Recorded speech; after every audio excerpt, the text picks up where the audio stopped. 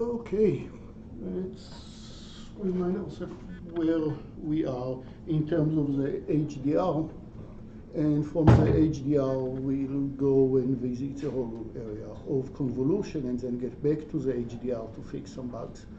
But before starting, any questions? Anything? Homework 6 at the moment would be, homework 6 looks like HDR, but we'll still be embedding if we want the whole HDR thing to be all using shaders. That is that it never leaves the GPU, never needs to go back to the CPU until you actually visualized it, that we are still a bit debating on, or can we run on CPU. One of the thoughts about homework 6 was to actually do it with pool homework 5, where the images that you use for homework 5 for the pool would be with high intensity ratio to start with. That is, that the contrast would be larger than 255, and then to ask you to run the whole pool algorithm using RGBE. Remember what it is? RGBE? RGB with exponent gives you a much larger dynamic range of the images, and all the shaders are happy to work on this part.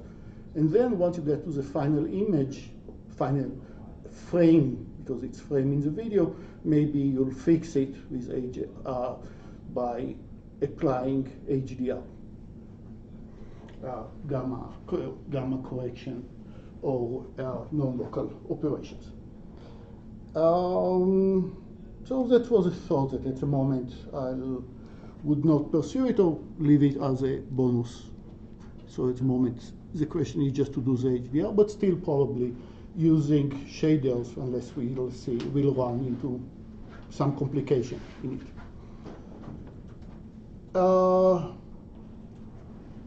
What do I mean when I say HDR? Just to remind you, here is my original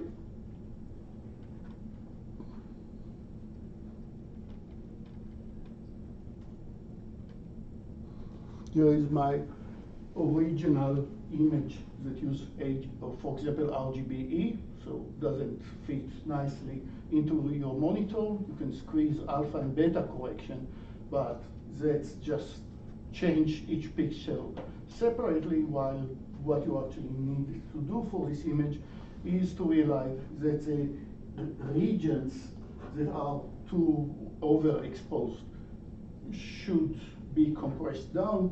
The regions that are in the dark should be enhanced in their intensity. But if you do it without being too careful, you lose all the spatial details, all the local details. You told me how to pronounce spatial. Spatial. This spatial details. So we need to compress only the low frequencies, while the high frequencies stays unchanged. So that's the set of algorithms that we are discussing at this date. And remind you the GeoGebra, what was the idea? Here is my original image with a lot of spatial high frequency details, but also low slow regions that are overexposed or underexposed. Too much light, too little light at this region, and this region I want to compress. But if I compress it as is, the special details will vanish. So the solution was create the smoothing function. Look at the recording from last class. Look at the smoothing function. That's the low pass filter. Reduce from the smoothing function, from the original image, the smoothing function, and you are left with the f of x minus s of x leaves you h of x, the high frequency. This is what you send to the tweeter. This is what you send to the woofer. Compress only the low frequencies. That is, replace low frequencies by alpha. Alpha is in the example that I showed you was 0.3. Alpha of s of x plus beta, the gain. And now add to it the high frequency once again. Put back what you just subtracted, but these parts are not compressed. And that would be your final image.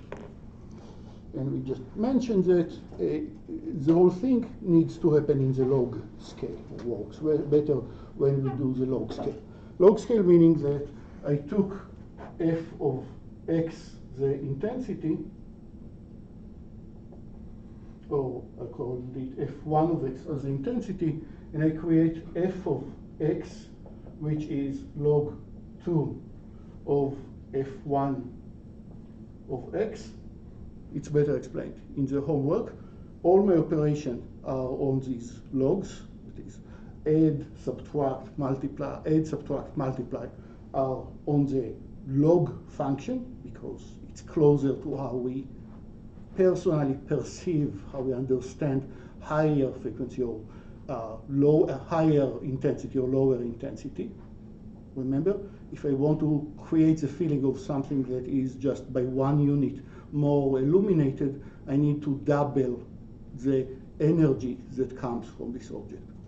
Again, every time that I want to add 1 unit of light or to create a feeling of, I increase the illumination by 1 unit, I need to double the intensity instead of just adding a constant. So I'm working in the log part. All these functions here are in the log. And the last thing that you're doing before generating the new image is to create, if the f2 is a resulted function,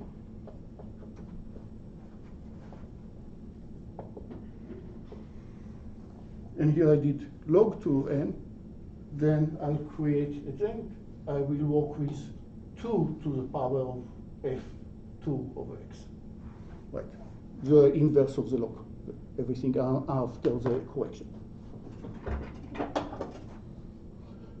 I'm sure that it was completely cryptic, and if you didn't see the last homework, everything here might be cryptic.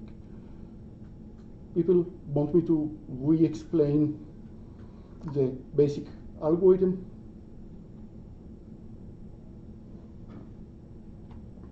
Okay. So that was the example on the single one-dimensional function, f of x. What happened on the image itself? Here is the input image as given as an RGBE file. Looks terrible because regions are underexposed or overexposed.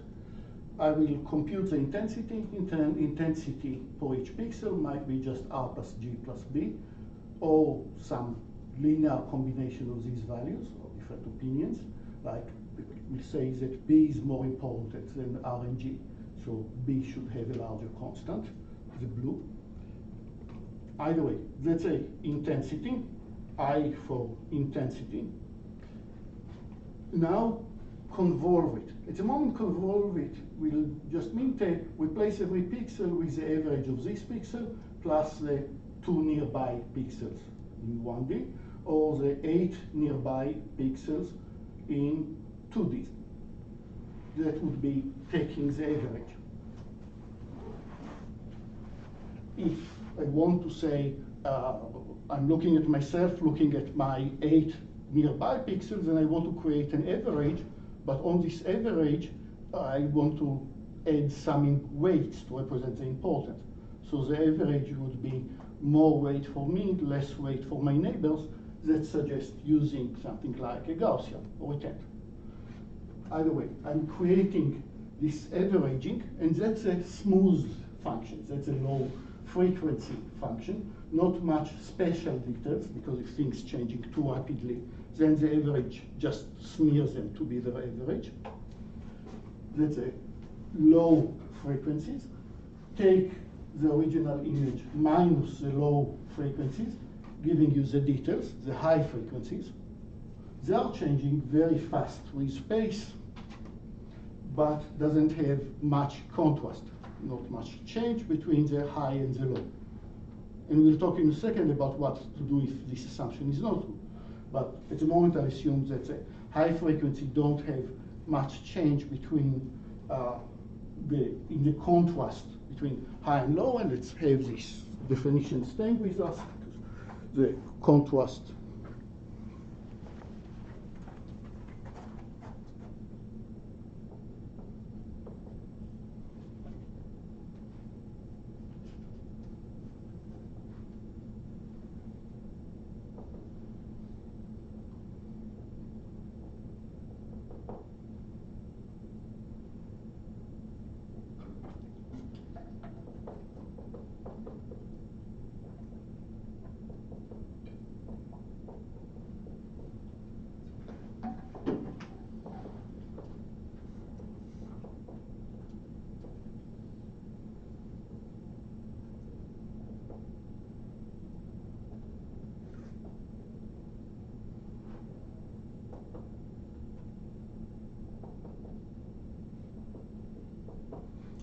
So contrast in a region of the image, I'll find the pixel that has the highest illumination, highest intensity. I will find the pixel that has 0, 0, 0 and ignore it completely. I find the lowest pixel that is not entirely 0. I should expect to see a bit light from this pixel, but very, very dim. The ratio of the intensity between these two pixels, this is a contrast. That's what we are playing with. Okay, so in the high frequencies, we don't have much contrast. In the low frequency, we have huge contrast, but it doesn't change quickly as I'm moving from left to right or up down. The spatial frequency here is much lower because it's just get after the smoothed functions.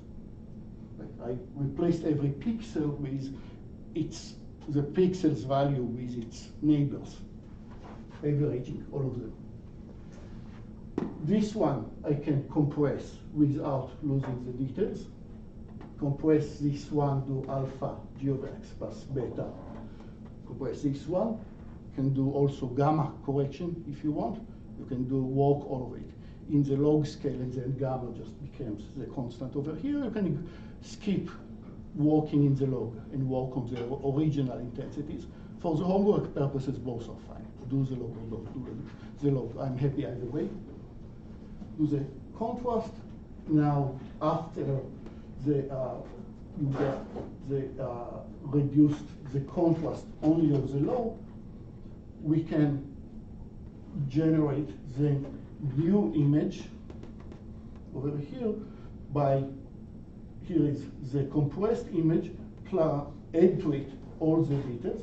This gives you a new black and white image, but for which the colors are in the range that your monitor can show.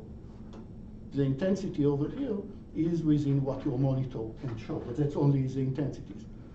Now for each pixel, look at the original RGB value of these pixels once again, and multiply the RGB of this individual pixel by what should happen to its intensity, multiplied up, multiplied down, and this will give you the final image.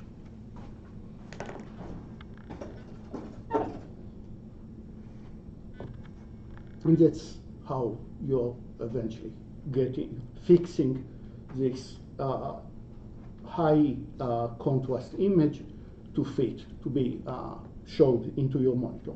So, as we said, it's a big cheating because the contrast between this pixel and this pixel in the output terminal are way, way smaller than the contrast, this ratio between them, the very same pixels, in the original image.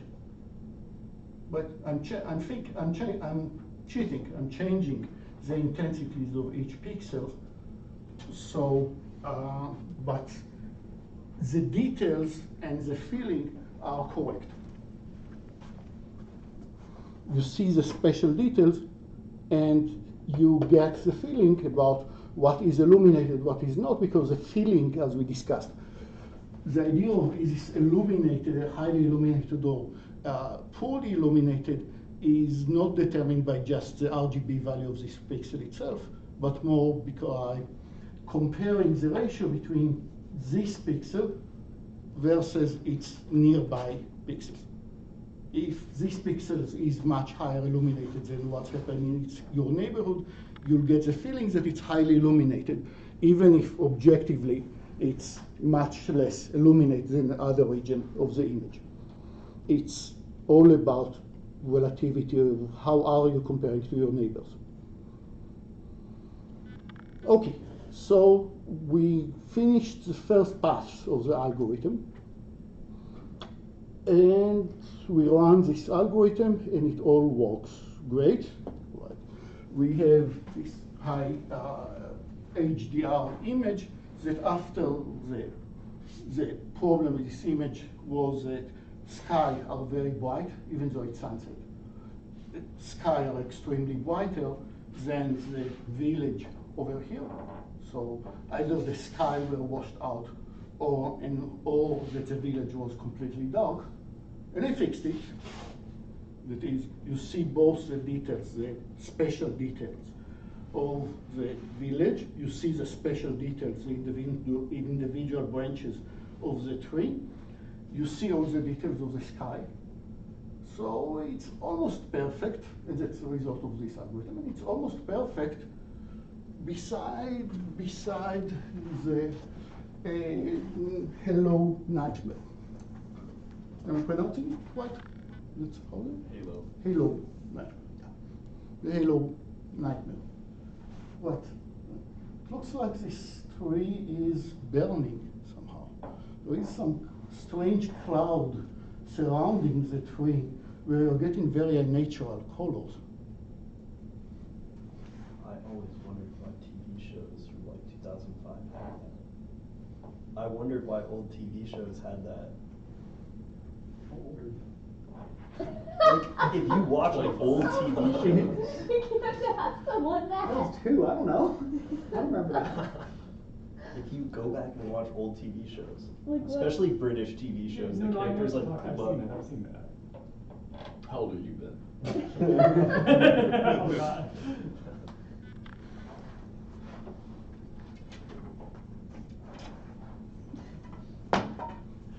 See this mystical thing surrounding the trees, surrounding the area that looks very natural, very spooky, if you want.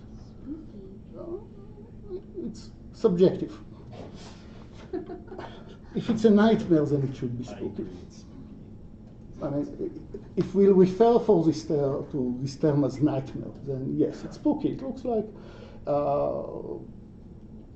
something that we influence its neighborhood in some mysterious and unnatural way. No? What is the color or the intensity over here? It's not the intensity of the sky, even though the tree, you're far away from the sky. So far away from the tree. So I'm putting my finger on the tree, and I see the tree quite clearly, and then I'm moving outside of the tree, but not much outside. So what do I see? I don't see the color of the sky that I see if I move much further away. I don't see the color of the tree. I see something in between, and it's like a flow of gas that is surrounding the trees out there. So let's understand why it happens, and the technique to solve it is much more general than just for HDR. Okay, so I mentioned convolution a few times. Many of you that took machine learning will see things very familiar over here. Other ones are not. So convolution is a really strong technique, extremely strong technique, extremely popular, that works for lots of applications. In graphics, to start with anti-aliasing, even if I replace the value of a pixel with the average of this pixel and its neighbors, in a sense I did anti-aliasing. If I do linear interpolation, in a sense, I did convolution. So the anti-aliasing is type of convolution. The linear interpolation is type of convolution. But I can do a lot of other tricks with convolution that we'll see in a moment. Like I'll look at this image, which is kind of blurry to start with. That's the input image. And I'll spit out an image that looks much sharper. Why sharper? Because the boundaries between the person in the sky or the legs of the tripod, these boundaries seems much stronger, much higher than what was there in the original image. That's what we understand as sharpening. You'll see many TV shows where it's actually way exaggerated, this boundary enhancement. So, bad news, lots of letters and sub-indices and things. So I want to talk about the neighborhood of a pixel in the image. Here is my pixel, and here is its 9 neighborhood. The pixel plus the 8 neighbors of this pixel, 3 by 3 pixels. So that's the 3 neighborhood, or I can speak about the 25 neighborhoods, that is a pixel, plus 2 pixels down, 2 pixels up, 2 to the right, 2 to the left, and so on. So remember this notation, N for neighborhood.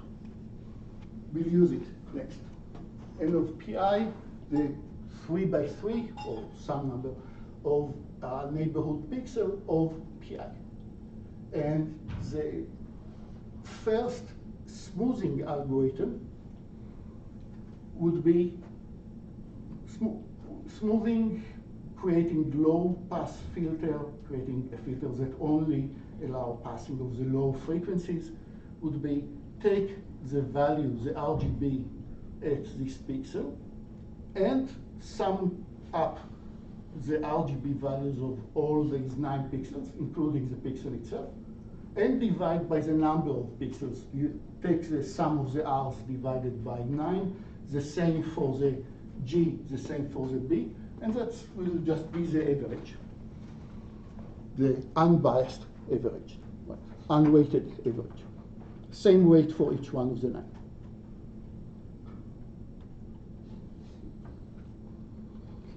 Okay. Or mean filter, we'll just say for every pixel, look at all the pixels pk around pi. Here is pi, and look at each pixel pk around pi, including pi itself, by the way. Pi considered as one of the pixels in the neighborhoods of pi. Look at the color RGB of this pixel. Multiply this number by some weight. For example, 1/9. If we are summing up 9 pixels, then Wi will be 1/9. 1/9. Sum it all up. That's the value of the average. And do it for each and every pixel. That is, for the next pixel, I'm just taking the window and move it 1 step to the right. So these 2 windows overlap heavily, except of 1 row of 3 pixels. But don't confuse it, it's not down resolution. It's not that I'm covering the whole image with 3 by 3 disjoint values. The window moves 1 pixel to the right at each time. And pay attention to the weights, because that's where the remedy to some of our problems will come, by playing with these weights. So I need to, here is the weighted mean filter. I give a weight to each one of the pixels. And the weights in this case are just 1/9. And in general, I want the weights to be positive, and I want them to sum up to 1. The sum of the weights should be 1, and they should all be positive. And we have seen such combination many times in this course. We called it convex combination. The simplest example was I have 2 points. I want to create the segments between them. I give this one a weight, this one a weight, these 2 weights should sum up to 1, and they are between 0 and 1, and that gives me all the spans of points along the segment connecting these 2 points. So third, definitely a convex combination if it's 3 of them. Why do I insist that they'll sum up to 1? Help?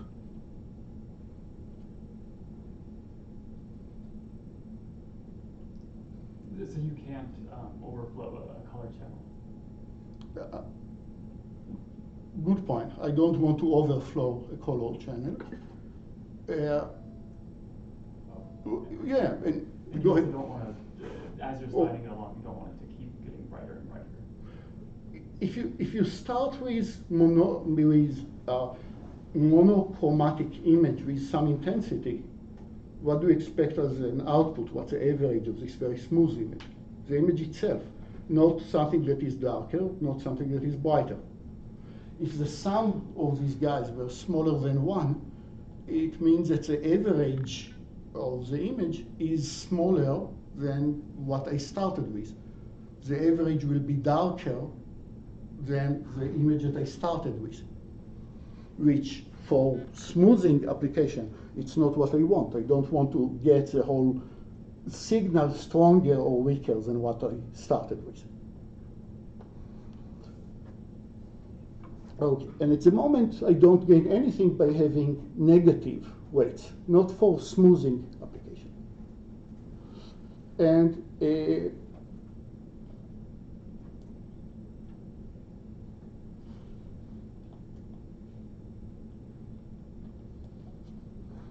and just to remind everybody, why do I call it a smoothing? Here is my signal, jump a lot up and down, up and down.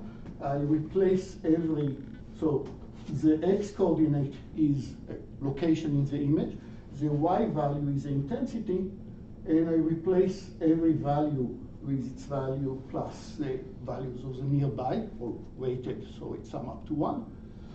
And the output, the green points, are much smoother. So you get rid of some of the noise. This noise is random because the average cancel each other. So you're getting something that is much smoother, much lower frequency than what you started with.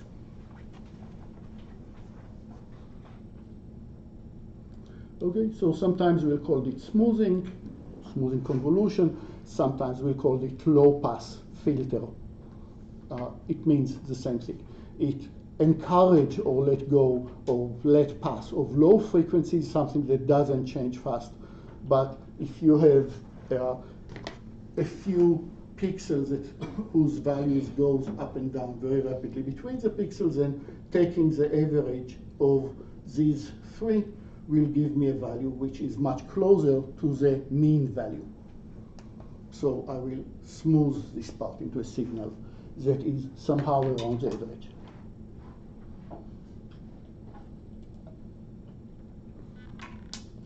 Okay. So that suggests also the use of or introduction of new terms, mask or kernel. Kernel will be a matrix that I used as a window. So here is a matrix, let's say. It's not the image by any means. That's a kernel or the mask. Same thing. Kernel or the mask. In this case, it specifies for me the weights. The weights are 1/9 for each one of them. And I stack this window so its center coincides with the pixel under my attention. And the weight fits to each one of the pixels, and that just tells me, takes the value, the RGB right here, and multiply by the weight in the kernel that appears right here. And add to it the RGB right here times the weight of the pixels right here, and so on. We'll do it for the whole 9. So it just average of the whole 9s. The kernel is just 1/9 to each one of the values. And again, you're putting these windows, this mask, this kernel, so its center coincides with each one of the pixels of the image. And since it's tedious to write 1/9 so many times, we'll sometimes write it as just 1, I don't have it here, sometimes I'll write it as 1/9, and everything here is 1. 1/9 times the kernel that each element is 1. What happens if I want to look at a 5 neighborhood instead of the 3 neighborhood? That is a pixel plus 2 pixels up plus 2 pixels down. Then my kernel consists of 5 by 5 pixels. To use this kernel, I take the center pixel, place it on from the kernel, center pixel of the kernel, move the kernel so it coincides with the pixel under consideration, multiply the RGB of each values by, say, 1, and multiply everything by 1/25. Okay, why 25? Because then the sum of the weight of all the elements here sum up to 1. The sum of all the ones here is 25. Here is an example of a different kernel. It's also a convex combination, but it gives less weight to my neighbors and more weight for me, the center of the wall, the center of the pixel. I get 3 times more weight than each one of my neighbors. So 3, 1, 1, 1, 1, 1, 1, 1, 1, and 3 in the center. And the sum of all these values is 12, so I normalize it to be multiplied by 1/12. A different smoothing function, a different smoothing kernel.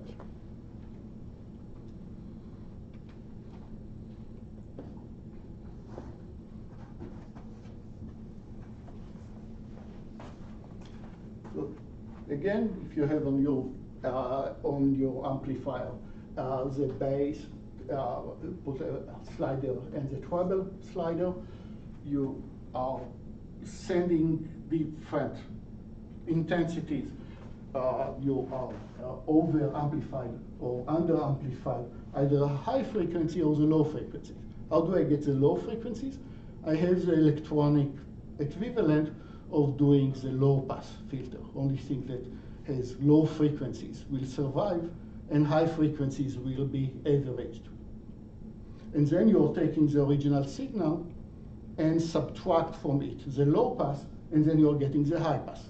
That's what you're sending into the treble.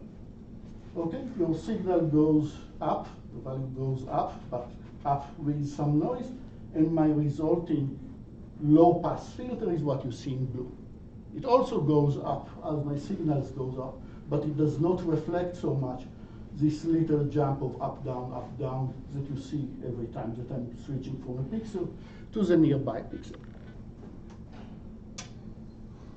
Let's see, this geogram will work, didn't check it.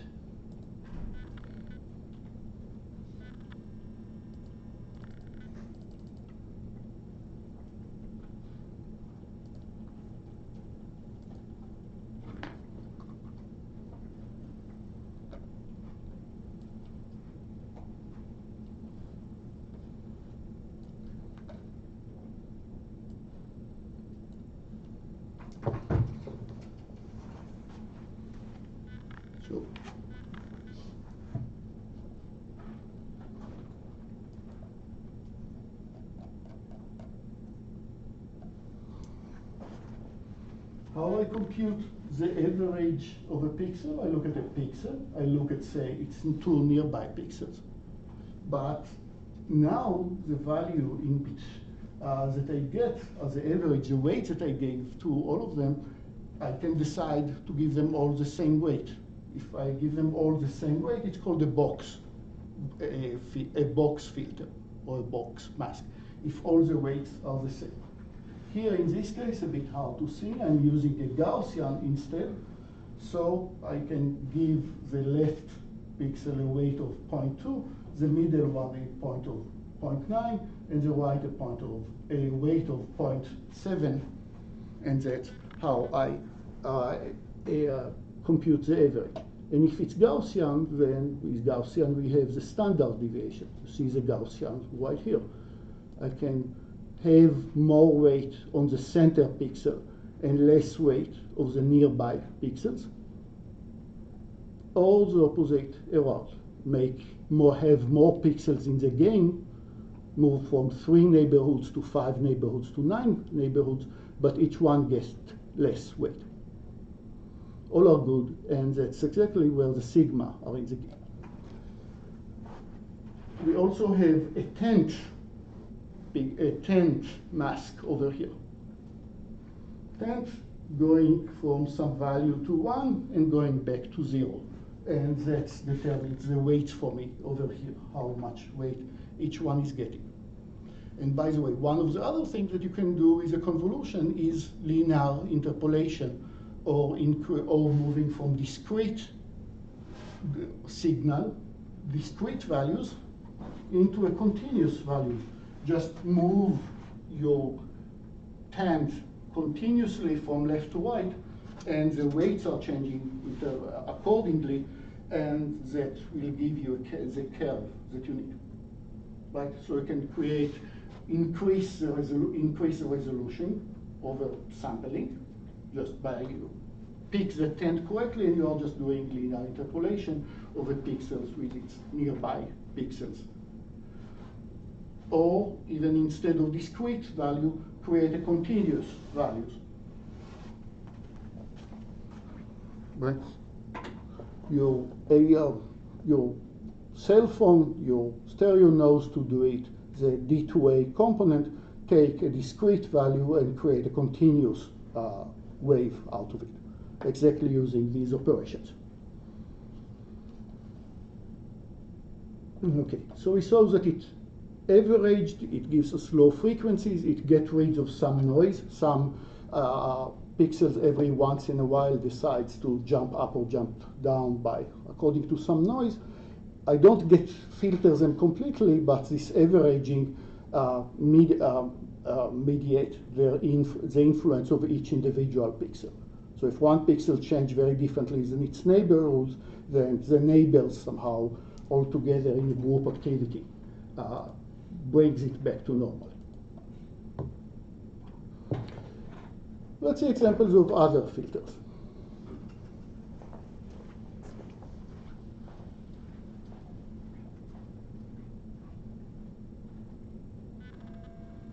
We are on the boundaries between graphics and computer vision. Image of the lizard, here is my kernel. What does the kernel does to the image? This kernel, nothing, because I replace every pixel with its value times 1 plus the value of its neighbors times 0 of each one of the neighbors. So I'm left with the original image. What about these ones? The box pixel, we've seen it a few times. What will it do? Box blur. Blur the Box, it blurs. Takes every pixel with the average of its own and its 8 neighbors. Each one gets the weight of 1/9. So you're getting just the same image, just with fewer details, more blurry.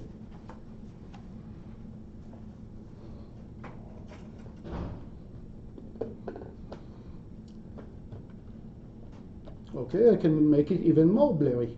Let's convolve it with a box pixel, a box filter, but instead of 9 values, it will have 25. It's 5 by 5 mask. So now I'm replacing every pixel by its value plus the values of 24 other pixels in its neighborhood. Each one gets the same weight. Okay, so it's even more blurry. And it sounds counterintuitive, or at least it sounds to me counterintuitive. Why would they want to take a perfectly good image and make it blurry? And you'll see, you already saw one application, you'll see more applications where things are improved by making them more blurry. Okay, so once again, definition of a kernel.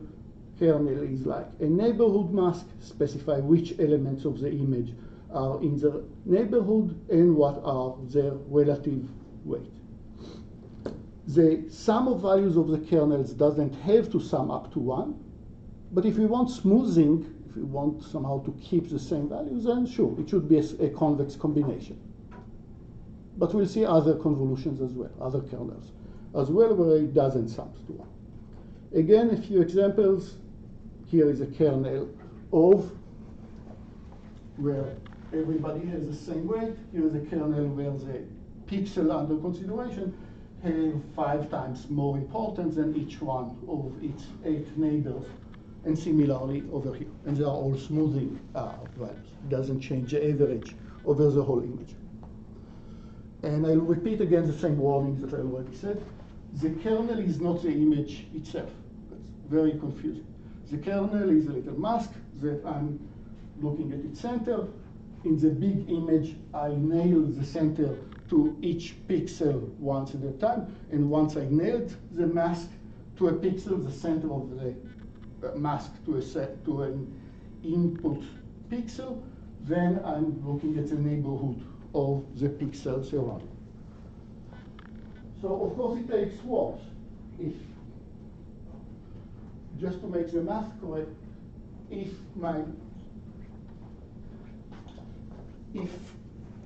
and excluding boundaries effect, if my kernel has 9 pixels in it, 9 elements in it, then the running time should be 9 times the number of pixels in the input image. Every input image is summed up 9 times. Every input image here is summed up 25 times, with some exceptions for the ones it's a boundary of the image. Okay, there is no consensus about which font to use to denote convolution, and I don't have any plan to ask you in the exam what each one says. Sometimes you'll see it as under a star, that is the input image convolved with this kernel. And I'm asking what is the value at index I. It's one-dimensional. So at index I, how do I compute the output image at index I? I look at the neighborhood that goes from J, pick I to be 17. J, say, it will be either 16 or 17 or 18, if it's 3. So again, J will be -1 or 0 or +1. So I minus J is either 16 or 17 or 18. That's looking at the RGB values of these 3 values, and each one age of J. J here is -1, 0, +1, tells me how much weight you give to this pixel. And you're doing it for each I in the input image. Undoubtedly confusing. That's great. Good with everybody. And to make it even more confusing, when you look at textbooks, how they define convolution, my weights are actually not the pixel right above me, but when I'm moving in the image from right to left in the kernel, I move from left to right. So when in the image I'm moving from left to right, in the kernel, this expression moves from right to left. The reason is so various electrical components can do it automatically. So it comes from good engineering. For us, it doesn't matter, especially that all the kernels that we'll use will be symmetric if I flip them. But if you've seen in literature that they define convolution as one goes from left to right, one goes from right to left, do not fear. It comes from good reasons, but it doesn't affect our algorithms. Okay, once again, here are a few examples that I generated. Original signal, it's the summation of two sinuses. One sinus that change quite slowly, but with pretty large amplitude between -5 and 5, and plus another sinus that change just between -1 and 1, but with much higher frequencies. So that's the input signal that I gave to it. I used a very, very simple smoothing function. Just for every x, takes f of x plus f of x minus 1 plus f of x plus 1, and takes the average of these three values. Here is a low-pass filter that's a result from g of x. And if now I take f of x minus the smoothed function, g of x, you're getting h of x. That is, you more or less got the very high, very frequently changed sinus, but it's centered at 0. It doesn't center, the center of this very high frequency sinus doesn't go up and down. So that's something that you can send to the tweeters of your speakers. Of course, smoothing is just to an amount. It's not exactly a sinus. You do see some of the noise left there. It is a bit curvy, just much less curvy as sinus. These bumps here are not nearly as big as you see it over here. Just before I continue, question about, we needed all of it because we wanted HDR. And in the HDR, the reason that I separated it for high frequency, low frequency, was that I wanted to change the contrast only of the low frequency details. But what should I do if I have an image that have very high frequencies of details with very high contrast? These tricks will not work. So what should I do if in the original image I have pixels that goes very high, pixels that go very low, very high, very low, and so on, very high, very low, with very small details. It's very high frequency, but even after the low pass filter of such a curve will do what? It will be about the low pass will take the average, maybe this will be the low pass, and the high pass will give you more or less just the original image. So help. So is it hopeless to run our algorithm for it? Is it the picture you showed a little bit earlier with all the whited lines of everything, where you do, like, is it a combination? No. It's a question about how do I run HDR? How do I fix an image? I mean, in the original image, our assumption was that you have regions that are very high and very low in intensities, but the changes from very high to very low are changing in slow pace. I need to move from one region of the area to a different region until I'm moving from dark to light and vice versa. But here I have very high changes from high to low. It's a tricky question, so we'll talk to each other for a couple of minutes and run the solution. What should I do with my image itself? The high contrast happens with high frequency. So spend 2 minutes, chat to each other. There's the alpha beta thing on that frequencies, right? Low frequency, so. You weren't here yesterday, right?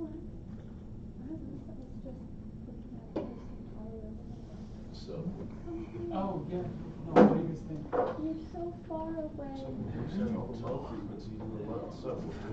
You send all the high frequency to the tweeter. Okay, can you guys repeat that? It's like speakers. But no, what do you guys think? Yeah, but that's Someone tell me I'm wrong. It's like, That's the example. like if your spatial frequencies It's are the like same thing. fluctuating too much in contrast, and you But wanna like that's not how computers I guess you're work. right. Could you take totally the show? HDR image and put Yeah, it into like a pixels can monitor only image display or one whatever. value. Yeah, then you, like what would you do then, right? Can you smooth it with a low pass? The issue is that once you do that, and then you calculate the high pass from the low pass, you're still gonna have those super high frequencies. Like you're still gonna have those details. I thought that was like the whole point of the low pass. Well, the low pass will be smooth, but when you take the low pass and subtract it from the high pass, you're still gonna have that data. I was wondering if maybe we do some sort of normalization about the low pass, so that you're sort of like within the images within some like reasonable range. But I don't know. Also, what I would put with that is like, I feel like every single time there's an issue like that, normalizes always the thing. You're gonna always think. They're like, when in doubt, normalize.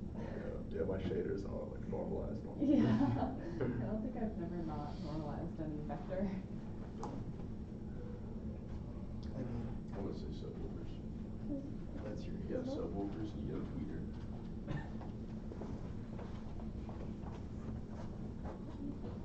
Anyway, I want to show, I think that you have the nicest, not to disrespect to anybody else, but the pool implementation that you showed me at the end of last meeting. Do you want to show it? Who did the no? Oh, that was His you. was No, really good. sorry. Ours is My mid. bad. His is way Yeah. better. Yeah. I mean, yours were fine, but I mean, you were perfectly okay. He was, but in That terms was of what we were going in for. terms of visual beauty, visual being beautiful. Sorry, Mr. Skybox. but that's Yeah. the skybox plus which box he picked. So if you want to take a minute to show. Sure, yeah, I can show it. Does he know the answer? Yeah, I was like, is this part of the answer too, or are you just? No, I This just is your I was full code impressed on your last mind. time Okay. that I mean, a few people did run it completely correctly. Was His it- choice of environment and parameters and everything else was impressive. So, What's the answer while he's setting up? yeah, sure. So, yeah, once you're setting your reference, then you know you need to put these ones. So, what's the image? What do you think the answer for the image, for the compression? What do I do if the low pass, high pass doesn't help me? It's a trick question. Why did I need to separate? Yeah, why did I need to separate from high pass to low pass? The idea was that my signal was, as we are moving, the moving was that I have small but very frequently special details that are going up and then going down and going up again, but these special Oh, details. hey, that- why is there a kettle? Well, What? Oh. okay, I lost it. So Yeah, you go ahead. sorry. Why is there a kettle? It's really cool. It's the Oh yeah, I've been trying to keep everything working. So close the shader, but Mine looks nothing close to this. Yeah, I'm like, where's the big F? it's still there. Big It's, F. the mirror is kind of messed up too, Oh, but it's cool. somewhere. Yeah, it's Skybox fading is so it dope. away. That's really Yeah, cool. that's really neat. Yeah, I downloaded the skybox from the the Vatican black. website with that. Can you drop a pebble? No. Oh. You're supposed to press D to be able to drop. Yeah. Yeah, come on, you didn't do this. Mine even had a D. At least when I press D, it starts. Does yours Yeah, I start? can't really claim too much credit for the skybox. Somebody else painted that, but. That's totally I like the slowly You did rotating put the skybox there. Yeah. Is the I downloaded it. You did download it. Yeah. Is the teapot reflected in the pool? Or is Wow, I it didn't even just- notice the reflectiveness of the teapot. No, actually, the teapot's Oh, like that's cool. does the cube mapping reflection, which is only reflecting the cube map outside. So Can Can you change the pool depth? Yeah. I want to see it get deeper. Like really shallow and like really deep.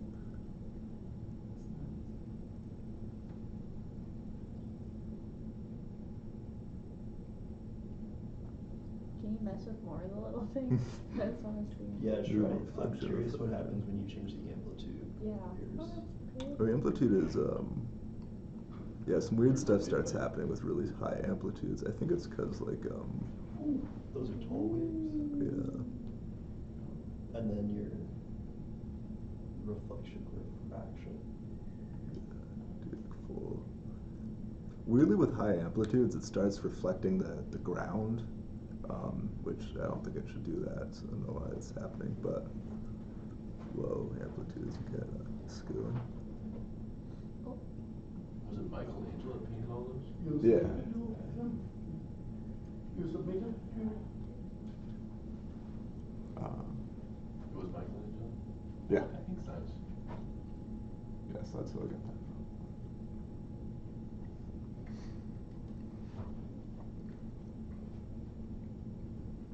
You changed the font exponent.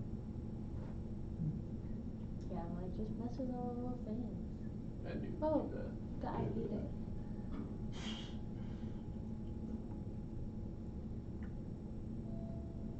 We got above the pool.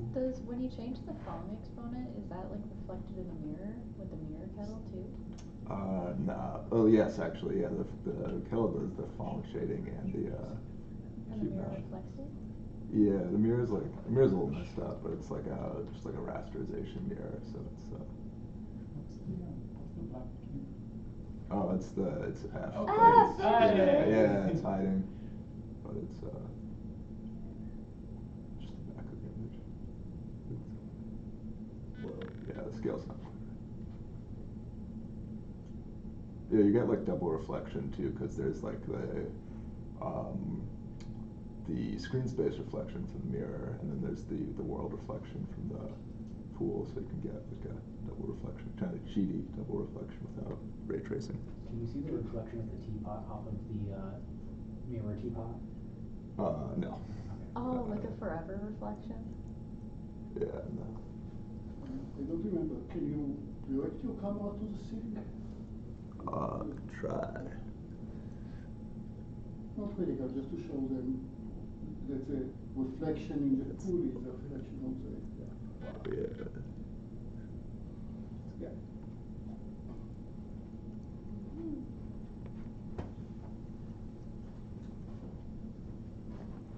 It looks like you had so much fun.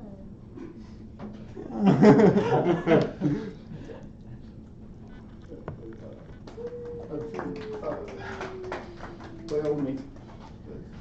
It's very nice technically, and it's also aesthetically it's very beautiful.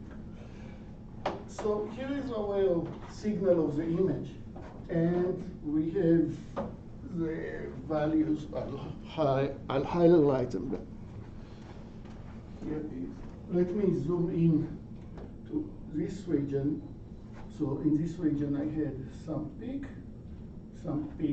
above it, just in the same box. So here I just zoom in into this part, these two parts.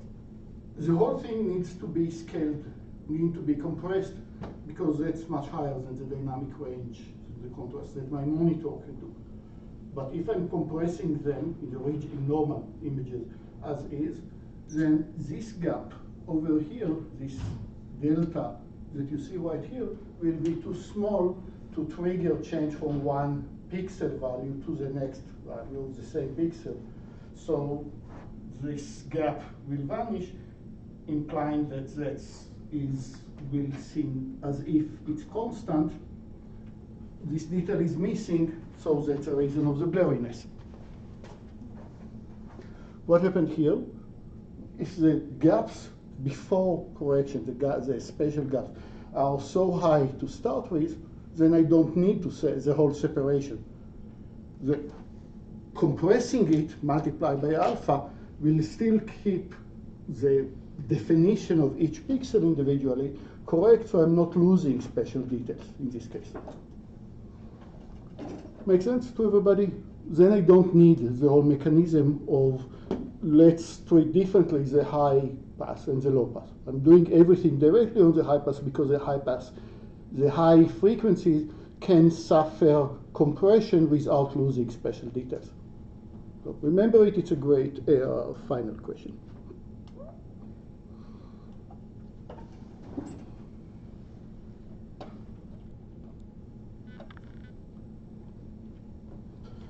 Okay, low pass, once again, original curve, this time continuously. What happened to it when I'm doing the low pass, say convolution with a Gaussian? This peak completely vanished.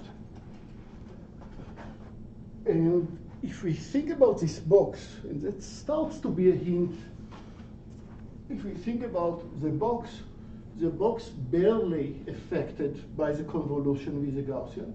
It's barely affected by the convolution with the Gaussian. So you still see the box. And what are the high frequencies?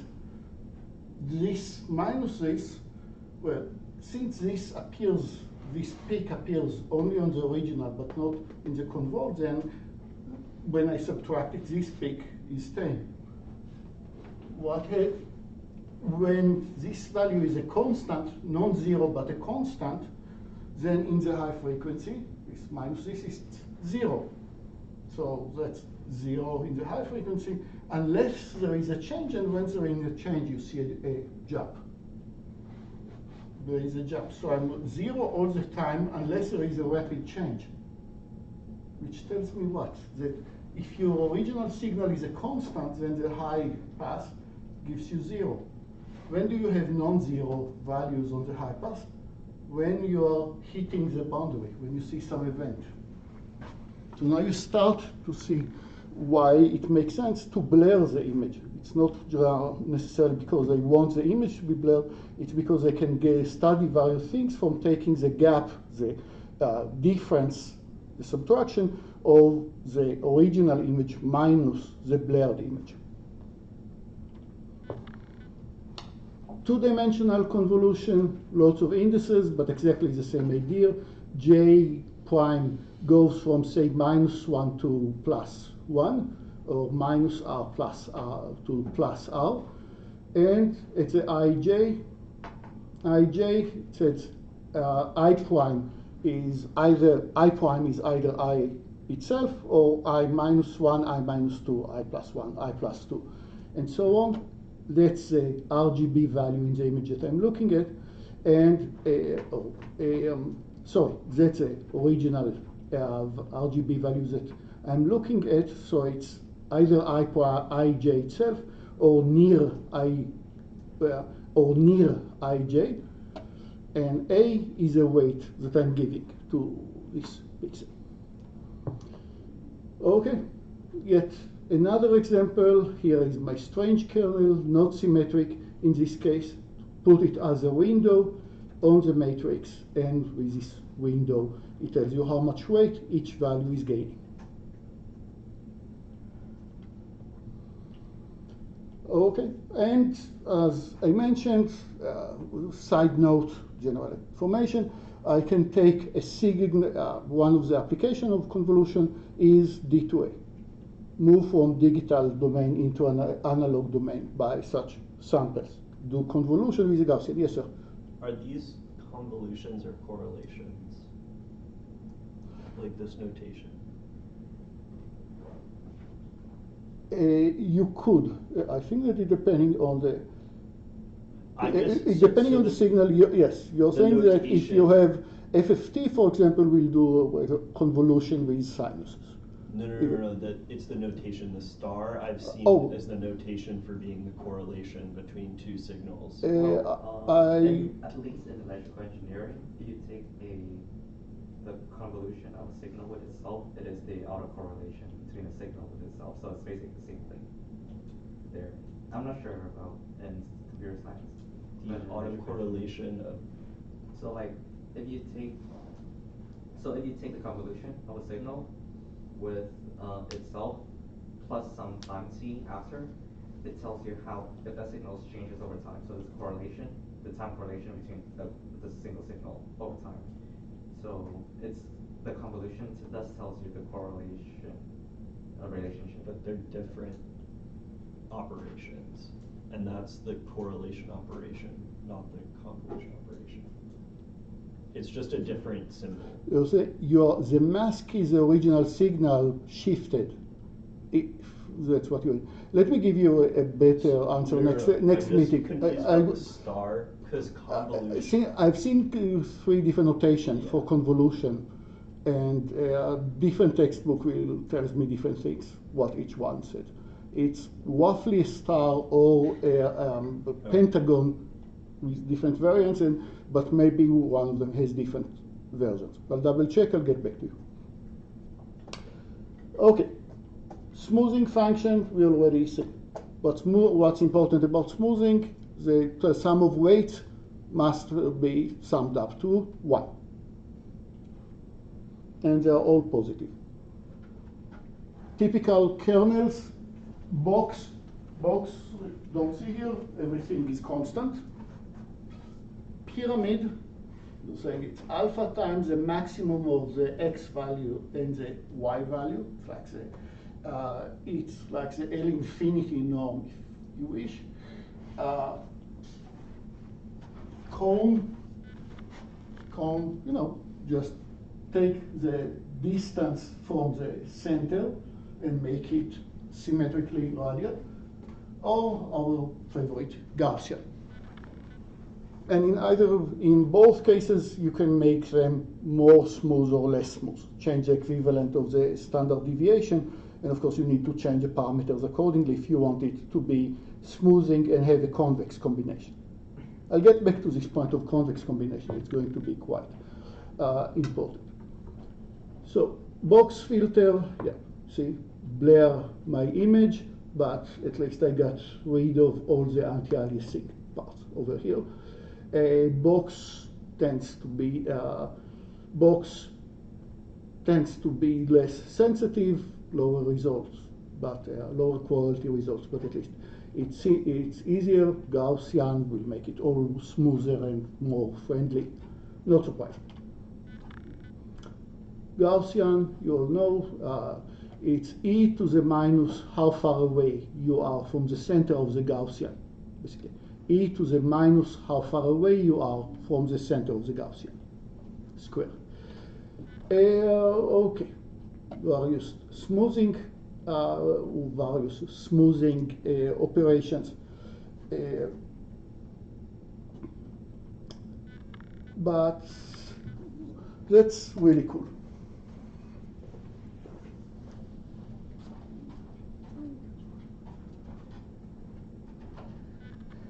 What did we say about the high pass flow path?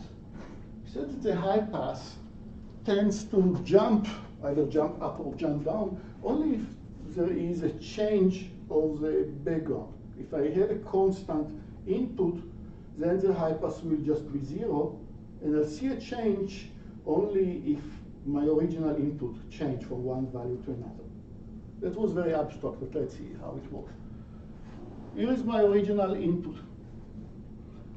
I note that it's somehow blurry, so I'm making it even more blurry. Convolve it with Gaussian or Tentos or box or whichever, making it even more blurry. And now I take the difference, and in the difference I might have negative values, so I need to shift everything or take the absolute value. But what happened to this image? What do you see over here? This region over here, which is a constant, what happened to this region, which is a constant, after the smoothing? It is exactly the same. So this region minus this region is completely black, completely 0. It looks exactly the same before after the smoothing. Along the bark, it looks the same before and after the smoothing. What happens when I move from the bark to the background? When I move from the bark to the background, then it's sharper here with the gap between this one and this one, implying that the difference of them will give me actually a high value at this point. So when do I see high value, something significantly different than 0? Again, absolute value significantly smaller or significantly larger than 0. on the boundary of this guy. Everything is black except from points that are on the boundary. So if there are points on the boundary, let's now take the high pass, multiply, do the convert, do its combination. That's a high pass. Let's edit pixel by pixel to the original image and spit out the result. What's nice about the result? The pixels that are on the boundary get stronger value. You make them a bit stronger value than they were originally. A pixel that got a pixel that is on the boundary between the bulk and the background will have a stronger intensity here versus than in its original image. So it's not that really it's sharper in the sense that there are more details, but it gives you the optical illusion that it is. That the boundaries of the image screams out.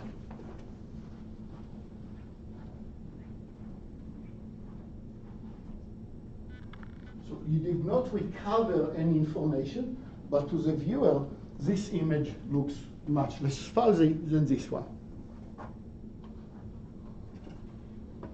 Another example, input smoothed, low pass. Input minus the low pass is a high pass.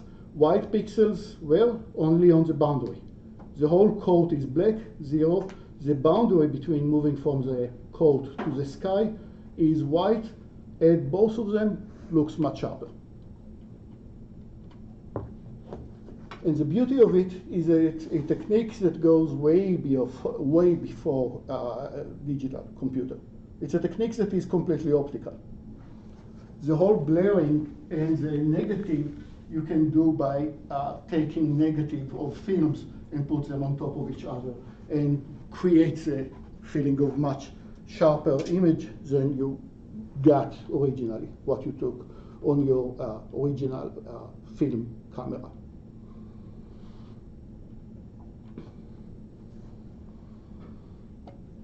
Okay, edge enhancement. Here I cannot say that dramatic differences. Just to tell you another example, another thing that we can gain from convolution. And we'll continue with convolution. Out of time, we'll continue with convolution. And back to fixing the halo,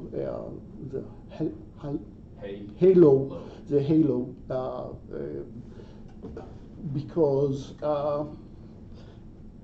do you see here the reason to the halo in here? You can already see the reason to the halo in this image.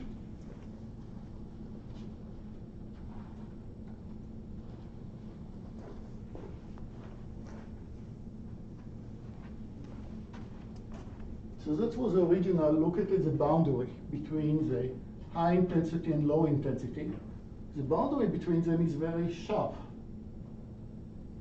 In the low pass, it's mostly this shape, but I did averaging of each pixel with its nearby pixels. So now I'm getting to the same maximum, I start at the same minimum, but now going up is not done on a point.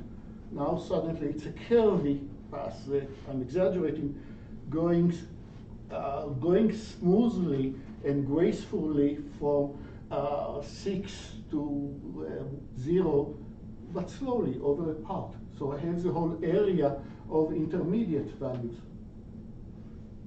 which would mean that if I'm using this to do my compression, then regions that are near the boundary will be somehow in between, both inside and outside, or in some different values. So the whole compression part, I'm getting values from all my neighborhood, including, if you remember the original image, there was a pixel where it was clearly in the sky, but was affected by colors of the tree just because the tree was nearby. And the smoothing, the averaging, brought some color from the tree into this poor pixel. So we need to find a trick that will respect boundaries of original regions and still do the smoothing. And that would be the bilateral smoothing. Later, thanks. I got a question. Sure. No, it's not relevant. Is your shirt meant to be inside out? No, it's working. What do you mean? I'm sorry. I'm not sure. That's something you slide like in a So- note under a door. No, It's reversible. I noticed it when I started the class. I was working on the slide until 3:40. So it happens, and when I was getting out to let you think about it, it crossed my mind if I care enough to switch it and decide that That's awesome. It's difficult to notice. yeah, it's aging. But, yeah. No, it's not that when I was 20, I didn't do it. It's, yeah. But no intention.